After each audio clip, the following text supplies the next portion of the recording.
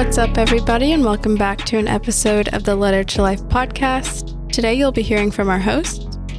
I'm Gio. And I'm Jordan. And today, they'll be discussing artists that have made an impact on society, extreme fan bases, and music that has positively influenced them. I hope you guys enjoy it, and let's get into it.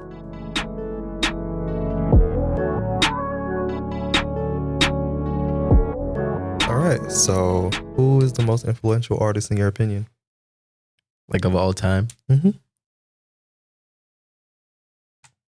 Or is this question like more historical, or is this just like... Well, let me retract that. As of right now, in this era. I would say right now, the most influential artist, objectively speaking. Mm-hmm. I feel like this is going to lay me in some hot water, but... I feel like I know what you're about to say. I think it's Kanye West. Okay, why?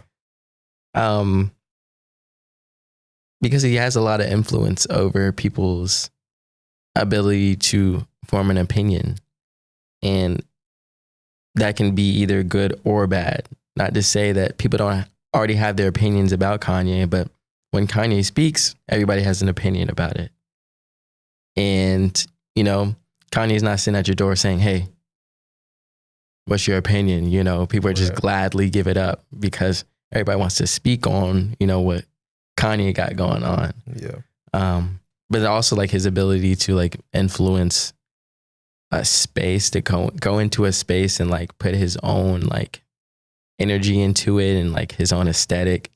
Not to say that I'm not here championing that Kanye is like the best person in the world and like, you know, Kanye is absolved from everything Kanye has done, but the guy has a vision that I cannot deny. So yeah, that would be my answer. While you were explaining your answer, I was sitting here trying to think who, like as of right now, who's the most influential artist. And I don't think there's anybody else other than Kanye West. Yeah. Like I would agree in that sense. I think fashion wise, he's very influential. Like when the whole Yeezy thing started coming out, now everybody rocking Yeezy. Yeah. And yeah, creatively, sonically, he's very, you know, influential in that way. With Kanye West being influential, do you think that can be a negative thing or a positive thing? As it pertains to society and how we think and how we move. That's a really hard question because it's music is just so influential in so many different ways. Mm-hmm. But also couple into the fact that Kanye is a person. He can also influence, well, not that he's a person, but that he dabbles in other things that, you know, other arts that influence people. And even how he carries himself, it can have, you know, a different influence on a person. You know, you could be a person that loves Kanye West's music and hates his clothes and hates his personality all at the same time, you know? Yeah. But yeah, for the most part, right now it's probably a negative thing. I agree. I don't think he's... I'm not going to sit here and say every artist that puts out something is putting out something for the greater good of society. Right. If that was the case, I would say most of the artists that I listen to would probably not be in existence. A lot of the artists out right now would probably not be in existence if we were just talking about the greater good. Right. And, you know, that goes for a lot of the bigger artists who I will not name. So I don't want nobody getting mad on here. But yeah, I mean, I think for someone like Kanye, for the most part, you know, his personal influence is bad. But I know, personally speaking for me, his older music has done a lot for me in a positive manner, you know. He's inspired me to dream and to, you know, and to want things to be better and to be okay with wanting things to be better. Like, you know, that's something that was really instrumental in, you know, my adolescence. So I don't know. For me, it was good. For some people, it's probably bad, you know. But what do you think? I think it's 50-50. I think it's both good and it's both bad because it just depends on how you view it. If you're a person who is like a diehard Kanye fan and you follow everything that he does, then of course his influence is a negative thing to you.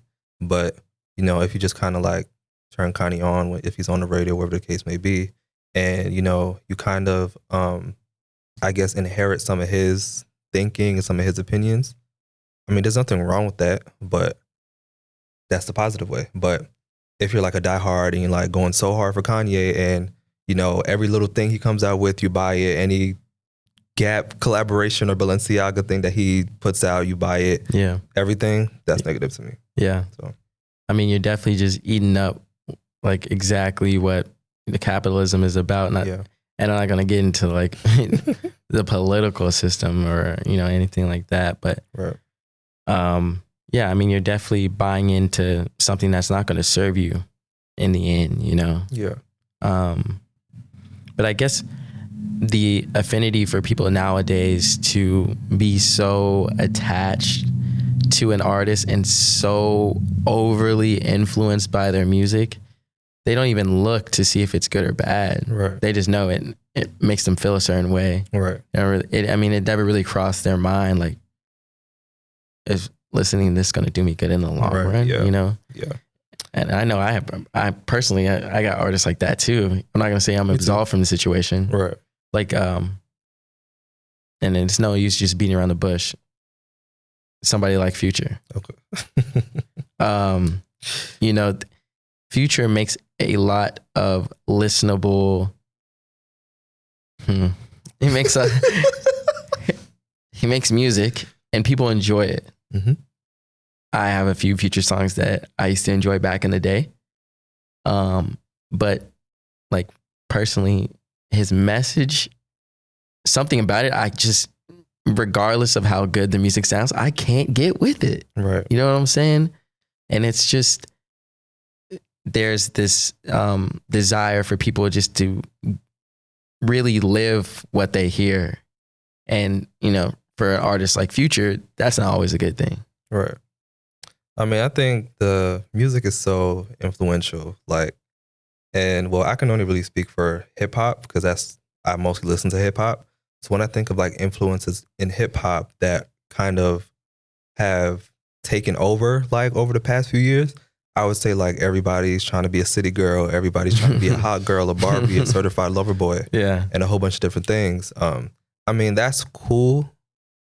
I guess in a way, it's a sense of confidence because, you know, if a girl gets her hair done, like she's going out to eat or whatnot, she's going to feel like she's a hot girl, and as she should. Yeah. But I feel like when it really comes to like different fan bases, because some fan bases, they go like very hard for their artists and like they don't see any good or bad that their artist does. As long as the artist is alive, the artist is good in their eyes. Yeah.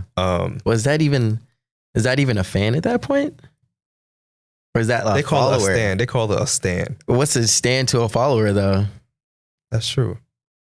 Is it to me? I mean, if there's nothing wrong with what they're doing, you see nothing wrong with what they're doing at all. Everything is good. Yeah. Sound like a follower to me. It really does. I mean, there's a really thin line between, you know, being loyal and showing love to one of your favorite artists and, you know, being downright, you know, crazy when it comes to that. Yeah. And I feel like just music overall, over the past few years, music has gotten so, I want to say back in like, 2007 to 2014, it was more of a hip hop sound, right? Yeah. And, you know, that's really when Drake started to blow up. That's when, Lil Wayne didn't start blowing up there, but, you know, that's where like he was kind of hot. Yeah. And you had like so many other different artists who like kind of started the trend and started like the wave, because social media started around that time as well. Yeah. So people having to see like all their favorite artists and everything that they're doing at their fingertips, it's like, you can be loyal, yeah, but to follow everything that your artist does, buy all their merch, buy all their tickets, do literally everything. Yeah. Some way that can be like a kind of crazy in my eyes. So you think so? Yeah. Okay. Like part of me understands that like you really mess with their vision, you mess with their aesthetic, you mess with the art that they're putting out. Right. And you want to support them in whatever way possible. I know people that'll sit there and will stream an artist's album over and over and over and over again. Right. You know, just to get their artist at that number one spot. Right. They just support them that much, you know? And things like that, I understand that. That is your favorite artist. You really want to support them. But where you see no wrong in their doings, that's like, because artists are human at the end of the day. They Right. make bad mistakes. They say the wrong things, you know? And if you were truly critical of what you're listening to, well, then you would know that wasn't the right thing to say. Exactly. And that's okay. That's fine. You know, your favorite artist doesn't have to be perfect, but Right. just to sit there and to listen and do whatever that is pressing upon you, Right. you know, to me, it's just, you're kind of lost at that point. No, most definitely. Like, there's been so many different rappers who, like, they've set a very disrespectful bar, but they flipped it in such a clever way. Yeah. So people know what, like, the meaning behind it. People know what it means, but Like, they're just so caught up in, you know, it's clever. even somebody like Drake, like that, what was that song? It was like Girls Like Girls Where I'm From. Like, you don't know who that could be offensive to. Exactly. But because it's Drake and he's a quote unquote, I guess, the biggest, Wait, not quote unquote, not that exact line. My bad. Not What? that exact line. It was another line on that song. Right. Where he was like, you like girls, I like girls too. I guess I'm a lesbian. I don't know how the line was. You know what I'm talking about. Yeah, I know what you're talking about. Like, that could be offensive. Some people could find that offensive, you know? Yeah. And as I said, because it's Drake, people would think, well, I wouldn't say it's debatable. He is the biggest artist of all time, like right now. Yeah. People think like, okay, well, he's big. He got all these accomplishments. And we love Drake so much. So we're just going to kind of sweep that underneath the rug. But I don't know. I just feel like when it comes to that and like rappers and like their lyrics and stuff like that, I'll say this. I seen something, I think it was on Twitter the other day, and I think it was like Jay-Z was trying to, like, I guess, fight the courts or something for artists to not use, the courts to not use artist lyrics when it comes to, like, you know, To incriminate them? Exactly. Okay. So that's where I think for me, I guess that's where like the threshold is, because on one end you can say the most disrespectful stuff and the most harmful things, like he's going to shoot and kill somebody, but when it comes to like actual like legal stuff, that's kind of, Yeah. you kind of shy away from that. Yeah. So yeah. I don't know. And I get myself into these moral dilemmas where I'm like, okay, there's one artist that I'm listening to and they say something and I'm like, I'm not messing with that. Right. You know? Like that whole Tory Lanez situation. I used to listen to Tory Lanez Oh my God. before that whole Meg situation. Mm-hmm. After that, I haven't listened to a single Tory Lanez song since. At all. You know, and I was like, oh, yeah, that's fine. Even like the Chris Brown situation, I stopped listening to Chris Brown. Right. And I know that's gonna hurt some of y'all feelings, but I stopped listening to Chris Brown after that Rihanna situation. Right. But it creates this moral dilemma where I was like, okay, if I'm holding Chris Brown and Tory Lanez to that standard, then I gotta hold everybody else I'm listening to that standard. Yep. You know, and it's like, I'm not doing that. Yeah. And I know of people that can sit here and say, yeah, like I hold every artist to the same standard. No, you don't. Because I don't. Who would you I be know I don't. listening to though? Nobody, because everybody makes mistakes. Yeah. Everybody, some people, it's not a mistake. They did it purposely. Yeah. But like people like Chris Brown, Tory Lanez, R. Kelly, so many different artists who it's like, if we're, you know, dogging this person out for what they've done, we have to do it for every single other artist as well. Yeah. But then again, who are you going to listen to? Yeah. Because everybody has a past. Everybody has done things behind closed doors. Like all of these celebrities, all of these rappers and singers and artists, they put their best self forward in a sense. Well, they try to put their best self forward. So they're not going to put their negative stuff and bad news on Front Street. They're not going to do that. Yeah. But I feel like some kind of say it, but like as I said, like in a creative or like clever way so that people wouldn't catch on right away, but it still sticks. So, yeah. I'm going to butt in. mm-hmm. And I'll just say this before we go any further. This is not an excuse or to try to cover up what, you know, some artists have done. Yeah. What they've done is not acceptable. Yeah. And everybody kind of knows what I'm talking about. Yeah. It's not acceptable. And we are holding them accountable. Yeah. In that sense. But I like that same accountability. I guess you're going to have to start keeping with people as well, because people are out here hearing that stuff. Right. And they want to live it. Of course they want to do like, I don't know, like when you hear like Teen Spirit by Nirvana, you know, it's going to do something to you. Like right. you're going to want to feel that, you know, but it's like taking that toxicity and living it in real life, and people standing that. They stand the toxicity. Yep. And it's like, such a quandary to me. It's like, why would you purposely try to emulate somebody else's like ideas and like their own swag and just do that in your own space? It's like who are you then? Kind of weird to me. It's really weird. It's something that I've never understood. And I guess this goes like going back to that the toxicity, I guess masculinity just goes with that. But yeah, people are almost praising you for being toxic nowadays. Like where do you stand with that? I feel like when it was first introduced and, being toxic was around before we were even born. Yeah. But it kind of became like a trend, because of Future. But like for people to actually sit there and say, well, I'm toxic. Oh, well, like they praise them being quote unquote toxic and they don't even know what toxic really means. And they really ran that word into the ground. That's a fact. They really did. Yikes. I mean, it's gotten so bad to the point where on Instagram they have like a little filter thing where it says like, how toxic am I? Oh. It's like, it's just things like that. Like, that's kind of weird to me. Why would you willingly want to be toxic? Like, why would you willingly want to put that baggage and negativity over your life and who you are as a person? Yeah. I never understood that. I don't know. I guess it goes like, it's people just, I guess toxic has it equates to being cool nowadays. Like if you're toxic, you got a little edge to you, and it's like, but at the end of the day, we're all humans. We all form relationships. Right. Nobody likes to be done dirty.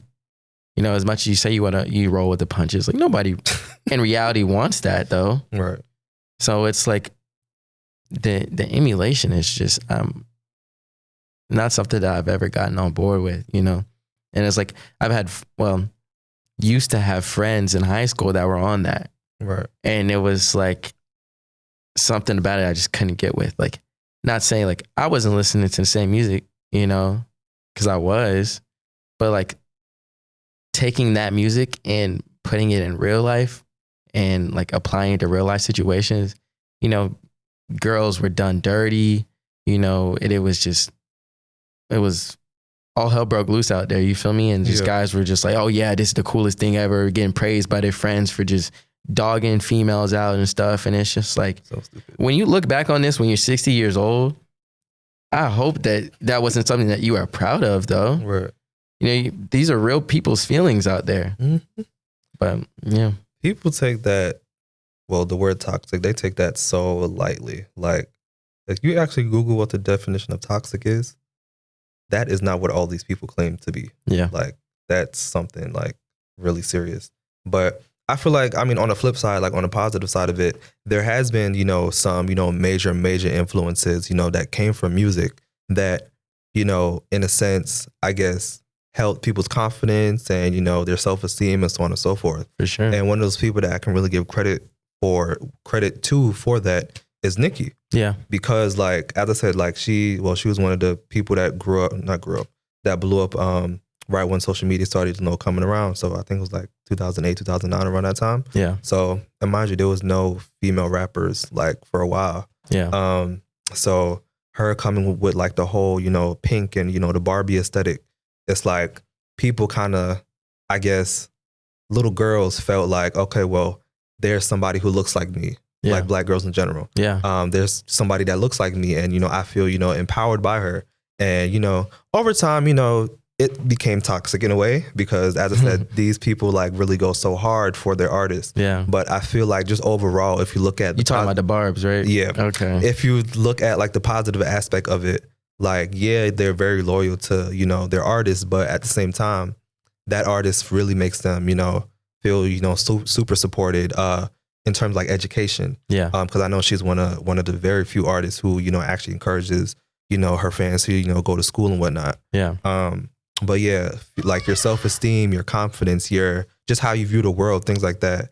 I feel like there's a lot of positive that comes from, artists like Nicki. Yeah. But if you put Future in the mix, it's like, whoa. Yeah. Well, I feel like like when you choose to focus on stuff like that, it diminishes the good, Right. you know? Yeah. And that's the stuff that gets a headline. Like, oh, Future was just seen with so-and-so and now he's seen with so-and-so, you know? It's like, yeah, but Jaden Smith is out there, you know, supplying Flint with clean water. Oh yeah. But no one cares to hear about that.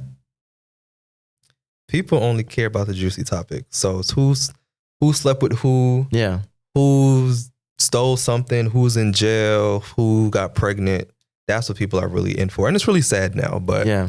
when it comes to like certain artists like Jaden Smith, like giving clean water to the kids and not just kids, but everybody in Flint. Yeah. When it comes to Taraji B. Henson talking about mental health, things like that get, you know, pushed to the bottom of the poll. Yeah. Because you got people like Future talking about the whole toxic thing. Yeah. You got, you know, people like 6ix9ine when he was still a thing. Yeah. If he's a memory now.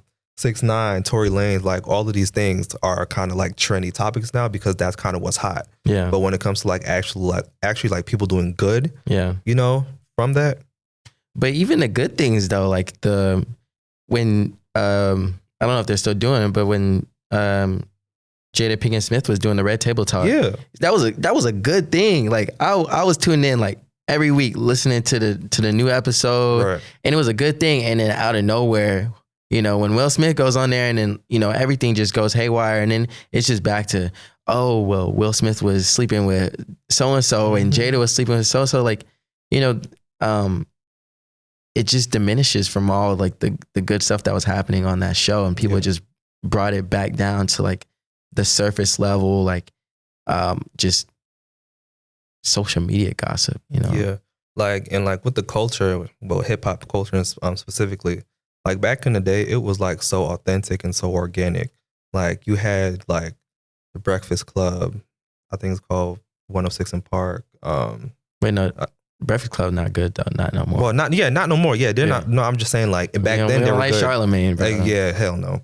But like now, like people like Charlemagne, people like Joe Budden with his podcast, and like so many different people.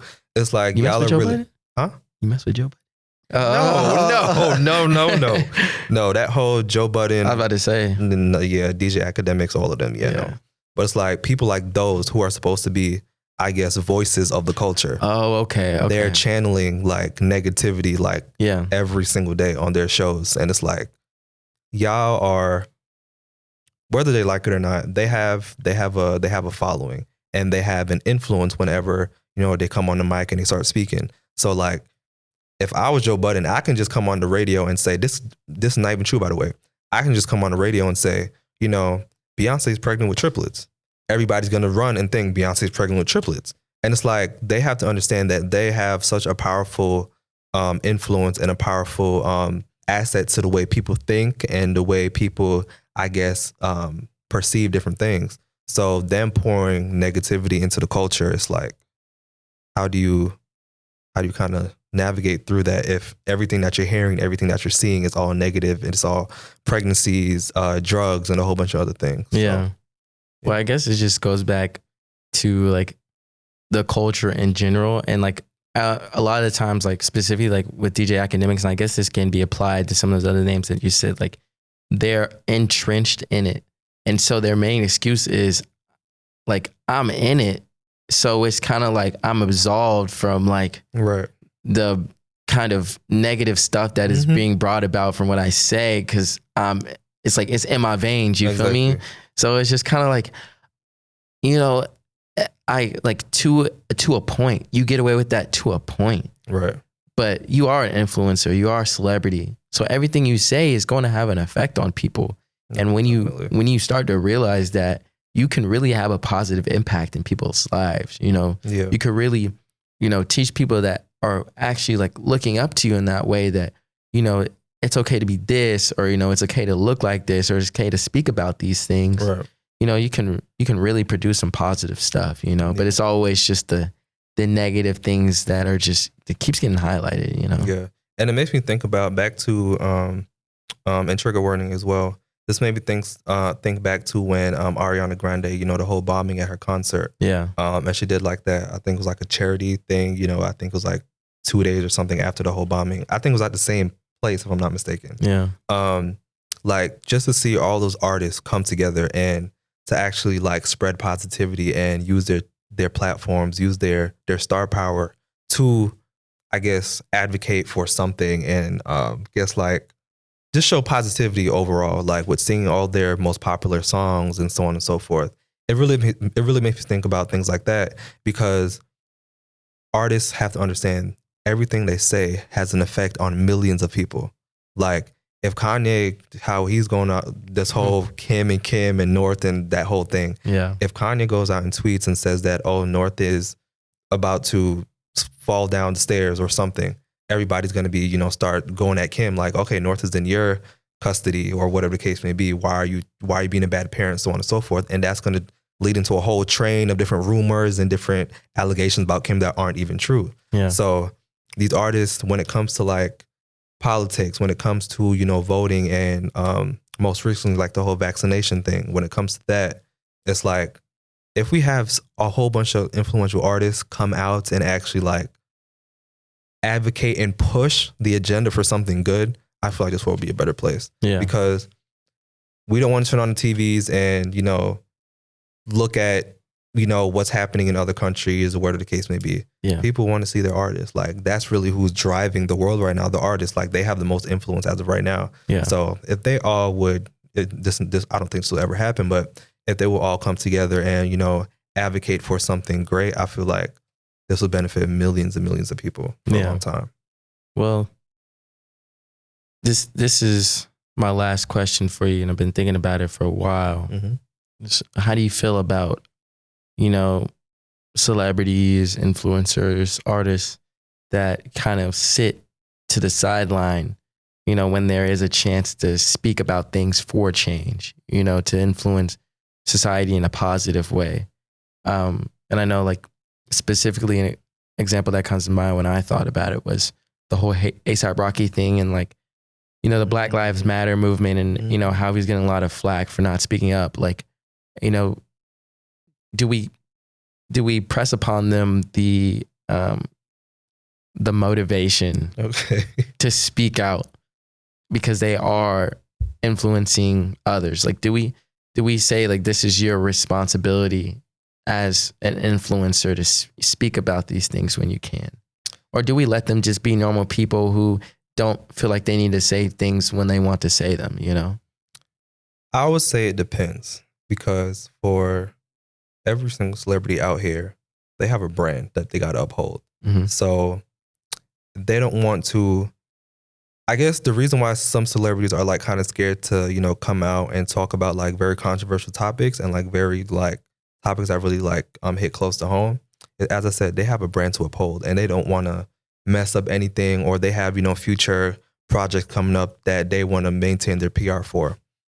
When it comes to that, it's like you kind of got to tiptoe around what you say. Now, me personally, I feel like as an artist, as an influencer, as a celebrity, when it comes to things like that, since you have a large following and you have a voice, you have a presence, I feel like it's your duty as an influencer, a celebrity or an artist to speak about those things and push for something.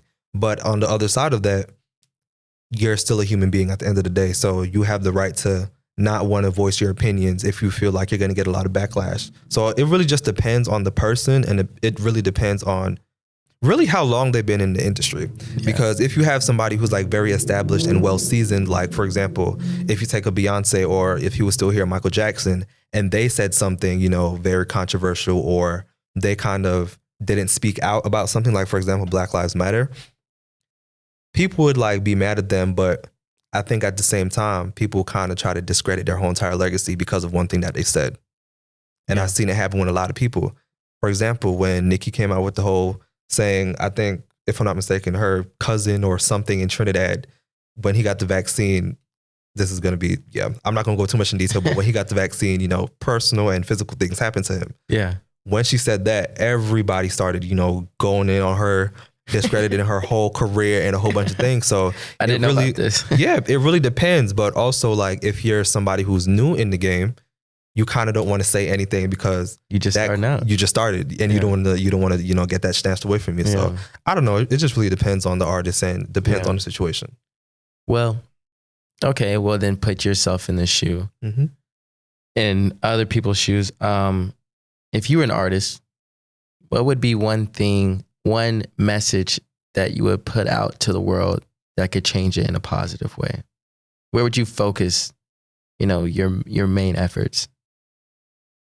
I would say like being kinder to people. Yeah. I don't want to go too much in detail about this because this is off topic, but I feel like niceness and kindness and generosity goes a long way. Yeah. Like love really conquers all. If you have love within, like love is going to pour back out. Like just be kind, be nice. If a whole bunch of artists, if I was an artist and I had like let's say 10 million followers or whatever the case may be, and I just went out and just did like a whole Twitter rant about being positive and being nice and knowing I have a large presence. Yeah. If I know that's going to bring traction and I know people are going to listen to what I'm saying and follow what I'm saying, I'm going to continue to talk about stuff like that, like being nice, being kind, your mental health, and so many other different things. Yeah. So what about you? I would probably just like be an advocate for just being who you truly want to be. Okay. And like, there's a lot of artists that, I subscribe to that, exude that type of mentality. You feel me? So it's just like, I don't know. I'm really big on that, as just embrace your own personality, right. Don't be away to don't shy away from it. So yeah, that'd probably be mine. I want to say, I feel like artists are influential for different things. I feel like when it comes to being like, for example, for Black people, when it comes to like, I guess, celebrating your Blackness and like the richness and all of that, Beyonce is a perfect person for that. Yeah. With the whole I think it's Black is King or Lion is King, whatever. Yeah, the whole Black is King thing, the whole homecoming thing. Like being rich and being celebratory in your Blackness, she's very influential in that sense. Yeah. Now, when it comes to fashion, Kanye is very influential in that sense. Yeah. Versace. Whoever the Versace head person is right now, her and a Wintour, they're very fashionable, not fashionable. Well, they are fashionable, but they're very influential in that sense. Yeah.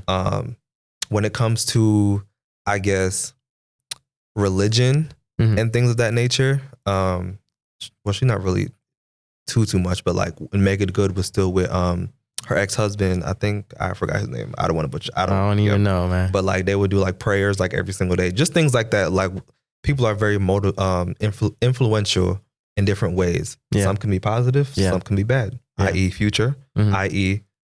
sometimes, most times Kanye, and so on and so forth. So yeah. So to wrap up this episode where we talk about the influence of music, we're just gonna give our 2 favorite songs right now. So my number 1 right now, Trial and Error by Queen Naija. I think everybody kind of gets that. I post it on my story like all the time. That's my favorite song. My second favorite song is actually a song I wrote for one of my friends, my John. It's called Incognito Story. So. Okay, yeah, I'm gonna do that then. What I say? My favorite 2 songs right now is probably Best Friends by Pharrell Williams, Skateboard Pete, and Metamorphosis by the Playboi Carti. Letter to Life is produced with the cooperation of the student staff of WCUG Cougar Radio and the CSU Department of Communication. Thanks to Department Chair Dr. Dana Gibson and WCUG Faculty Advisor Dr. Bruce Getz for their help in airing the show. Charisma Newman produced and edited this episode. Operations Director of WCUG Cougar Radio is Sho Irakawa. Our Programming Manager is Lewis Myers. Marketing Manager is Logan Swain. And our Production Manager is Austin Slocum. You can listen to our show and more online by searching for our call letters WCUG. I'm Gio. I'm Jordan. And you've been listening to Letter to Life podcast.